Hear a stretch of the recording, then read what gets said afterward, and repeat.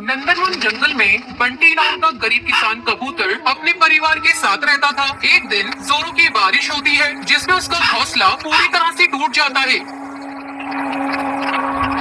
तब वो अपनी पत्नी टूनी से कहता है, टूनी चलो जंगल चलकर लकड़ी लाते हैं, फिर हम सब मिलकर लकड़ी का घर बनाएंगे। जब वो दोनों जंगल लकड़ी लाने जाने लगते हैं तब उनकी बेटी टुनटुनी उन्हें रोकते हुए कहती है, पापा मम्मी मैं भी चलूंगी आपके साथ लकड़ी लाने। देखो मैंने भी एक छोटी सी टोकरी ली है। बेटा तू जंगल जाकर क्या करेगी? हम दोनों तो जा ही रहे हैं। तू यहीं रहकर गोलू का ध्यान रख। तू देख रही है ना अपना घोंसला टूट गया है। शाम होने से पहले जल्दी लकड़ी लाना है, घर भी तो बनाना है। ठीक है माँ, आप लोग जाओ, मैं गोलू का ध्यान रख लूंगी। बंटी और टूनी जंगल लकड़ी लेने चले जाते हैं और टुनटुनी अपने भाई गोलू को संभाल रही थी। तभी गोलू जोर जोर से रोने लगता है। मत रो गोलू, मैं अभी तेरे लिए दाना लेकर आती हूँ। तुझे भूख लगी है ना, तू थोड़ी देर रुक, मैं दाना लेकर आती हूँ। टुनटुनी अपने भाई के लिए दाना लेने जाती है तभी जंगली बिल्ली गोलू पर हमला कर देती है। गोलू जोर जोर से रोने लगता है। जब टुनटुनी दाना लेकर आती है तो वो देखती है कि उसका भाई पूरी तरह से जख्मी पड़ा है और वो अपनी माँ टूनी को पुकारने लगती है। माँ देखो ना, गोलू को किसने जख्मी कर दिया। माँ कहाँ हो? माँ जल्दी आओ। तभी बंटी कबूतर और टूनी लकड़ी लेकर वहाँ आते हैं। बेटा तू क्यों रो रही है? क्या हो गया? माँ किसी ने गोलू को घायल कर दिया है। बंटी जल्दी चलो, गोलू को डॉक्टर के पास ले चलते हैं। लगता है किसी जानवर ने इस पर हमला कर दिया है। हाँ टूनी, पहले गोलू को डॉक्टर के पास ले चलते हैं, फिर हम लोग लकड़ी का घर बनाएंगे।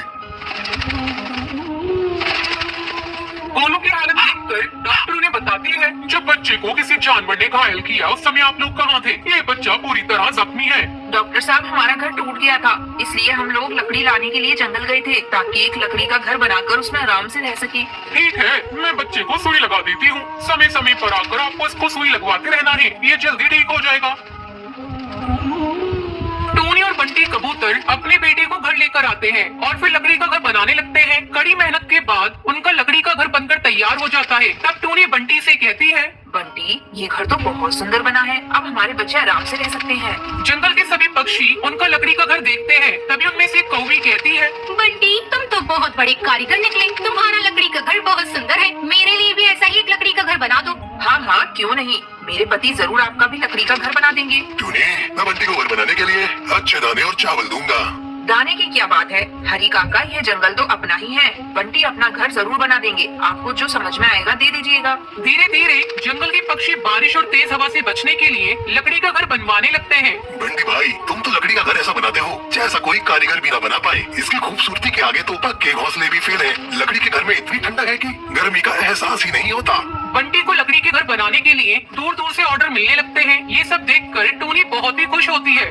बंटी हमारा लकड़ी का घर बनाना लकी साबित हुआ, आपको एक अच्छा काम मिल गया। टूनी और बंटी कबूतर अपने बच्चों के साथ खुशी खुशी अपना जीवन बिताने लगते हैं। बंटी कबूतर की माँ बबली कबूतरी पर बैंक का बहुत सारा कर्ज हो जाता है, जिसको चुकाने के लिए वो अपने बेटे बंटी कबूतर की शादी काली और अमीर चिड़िया टूनी से कर देती है। एक दिन वो टूनी चिड़िया से कहती है, ओ काली का लूटी बहू, जरा इधर आओ, कहाँ मर गई है? आवाज सुनाई दे रही है या नहीं? टूनी चिड़िया जल्दी से वहाँ पर आती है। क्या हुआ माँ जी, आप इतना चिल्ला क्यों रही हैं? बताइए क्या काम है माँ जी? जा मेरे लिए अदरक वाली चाय बनाकर लेकर आ और जरा दूध अच्छे से डालना। अपनी जैसी काली शक्ल की चाय बनाकर मत लाना जिसे देखकर मुझे उल्टी हो जाए। जा खड़ी होकर यहाँ पर मेरी शक्ल क्या देख रही है? टूनी चिड़िया अपनी सास की बात मानकर किचन में चाय बनाने के लिए चली जाती है। थोड़ी देर बाद वो चाय बनाकर लाती है। माँ जी ये लीजिए आपकी अदरक वाली चाय, और जरा पीकर बताइए कैसी बनी है। बबली कबूतरी चाय पीकर खुश होते हुए कहती है, बहू तूने चाय तो बहुत अच्छी बनाई है। तेरा रंग रूप जैसा भी हो पर चाय तूने बहुत अच्छी बनाई है। ये हुनर तेरे अंदर बहुत ही अच्छा है। ऐसे ही काफी दिन गुजर जाते हैं। अचानक से एक दिन बबली कबूतरी की पड़ोसन सुंदरी कौवी उसके घर आती है और उससे कहती है, अरे बबली कबूतरी, तेरे बेटे की शादी हुई 1 महीना गुजर गया, तूने अभी तक बहू की मुँह दिखाई नहीं की। बहू की मुँह दिखाई करने का इरादा है भी या नहीं तेरा?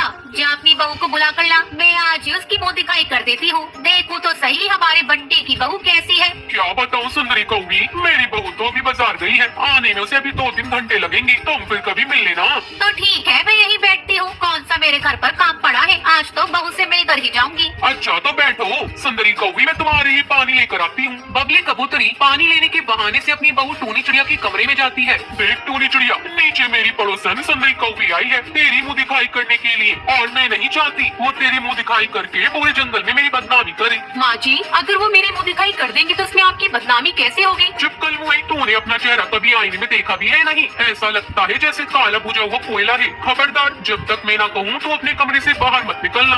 बबली कबूतरी पानी लेकर सुंदरी कौवी को देती है। ये लो सुंदरी कौवी, पानी पी लो। मैंने कहा ना, तुम कब तक मेरी बहू का इंतजार करोगी? उसे काफी देर लगेगी आने में। अच्छा बबली कबूतरी, मैं चलती हूँ। इसी तरह 2 हफ्ते गुजर जाते हैं। अचानक एक दिन सुंदरी कौवी अपने साथ जंगल की कुछ चिड़ियाओं को लेकर बबली कबूतरी के घोंसले में पहुंच जाती है। वो उसका दरवाजा बजाती है। उस समय बंटी और बबली लंच कर रहे थे। अरे टूनी चिड़िया, जरा दरवाजा खोल कर देख तो लो कौन आया है। टूनी चिड़िया दरवाजा खोलती है। लगता है बबली ने नई नौकरानी रख ली है। टूनी बहू, कौन आया है?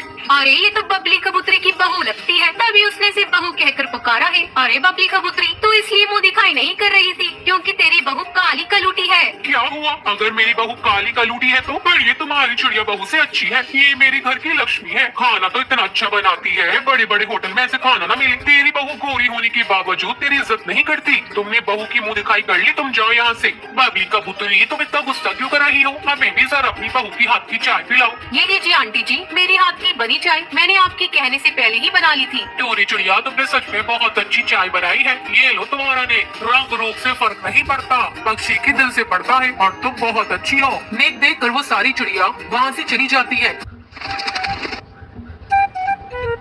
नदी किनारे एक जंगल में टूनी चिड़िया का परिवार रहता था। वो लोग सीधे साधे थे। टूनी चिड़िया की बहू मनमन पढ़ी लिखी और खूबसूरत भी थी। उसे सजने संवरने और मेकअप करने का बहुत शौक था। टूनी की एक बेटी बुलबुल भी थी। वो दिखने में बहुत ही साधारण थी। एक दिन, बहू, ये क्या दिन भर अपने चेहरे पे लीपा पोती करती हो? ढंग से घर का काम कर लिया करो। दिन भर अपनी ही ब्यूटी संभालने में लगी रहती हो। मम्मी, मैंने घर का सारा काम कर तो दिया है, अब थोड़ा समय अपने लिए भी निकाल कर कुछ मेकअप कर लेती हूँ। तो आपको क्या परेशानी होती है? वैसे भी मैंने मेकअप का कोर्स किया है। अगर मैं अपना भी मेकअप नहीं करूँगी तो सारा कुछ भूल जाऊंगी। कितना अच्छा होता मम्मी अगर मैं यहाँ एक ब्यूटी पार्लर खोल लेती। घर में अच्छे खासे पैसे आने लगते। मोहल्ले की जो चिड़िया इधर उधर जाती है वो मेरे पास आ जाती। तुमसे जरा सा क्या कह दिया, तुम तो भाषण ही देने लगी। ये कहकर टूनी चिड़िया वहाँ से चली जाती है। एक दिन बुलबुल मुनमुन से कहती है, भाभी, तुम कितनी सुंदर लगती हो और तुम्हारे पर तो एकदम चमकीले हैं। काश भाभी, मैं भी तुम्हारी तरह सुंदर होती। क्या करूँ दीदी, मैं आपको भी सुंदर बनाना चाहती हूँ, लेकिन मम्मी तो मुझे करने ही नहीं देती। और क्योंकि तुम जानती हो मैंने ब्यूटिशियन का कोर्स किया है, मैं तुम्हें इतना सुंदर बना दूंगी कि तुम अपने आप को पहचान ही नहीं पाओगी। अरे बहू, मेरी बेटी को क्यों बहका रही हो? ज्यादा सजना संवरने में पैसे खर्च होते हैं। खबरदार बहू, तुमने जब मेरी बेटी के चेहरे पे लीपा पोती की तो मैंने आज तक अपनी बेटी के पंखों पर सरसों के तेल के अलावा कुछ नहीं लगाने दिया है। और ये जो तुम शैम्पू वैम्पू लगाती हो, इससे क्या होने वाला है? मेरा घर डिटर्जेंट ही जिंदाबाद है। उससे मैं कपड़ों को भी धो लेती हूँ और बालों को भी धो लेती हूँ। खाना बनाने के लिए जो सरसों का तेल आता है उसे परों में भी लगा लेती हूँ। खाना भी बनता है और बाल में भी लग जाता है। अलग से कुछ खर्च नहीं करना पड़ता। लेकिन जब से तुम आई हो, कभी क्रीम चाहिए तो कभी पाउडर चाहिए, कभी शैम्पू खत्म हो गया। तुम ये सब अमीरों वाली आदत मेरी बेटी को मत लगा देना। पक्षी दिन भर मेहनत करता है तो 2 पैसे कमाता है और तुम इन पैसों को क्रीम पाउडर में खत्म कर देती हो। हाय राम, हमारे घर में ये कैसी बहू आ गई? मेरे तो कर्म ही फूट गए। मैंने कितनी बार हीरो बेटा से कहा तो गाँव की किसी लड़की से शादी कर ले, लेकिन वो माना ही नहीं। उसे तो शहर की लड़की से शादी करनी थी। तभी हीरो चिड़ा मेहनत मजदूरी करके घर आता है और अपनी माँ को बताता है।